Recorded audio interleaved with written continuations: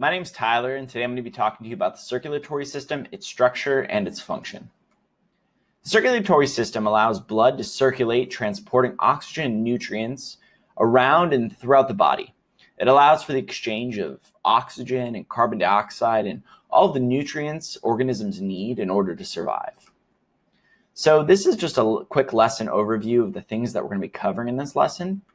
So first, we're going to be talking about the types of circulatory systems, whether that be no circulatory system, whether that be an open circulatory system or a closed circulatory system.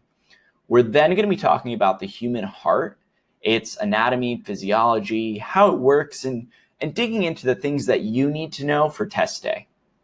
Lastly, we're going to be talking about the blood vessels and the blood types. This will help you have a better understanding of really the nitty-gritty details of the circulatory system and prepare you to answer some of those more detailed questions that you might run into.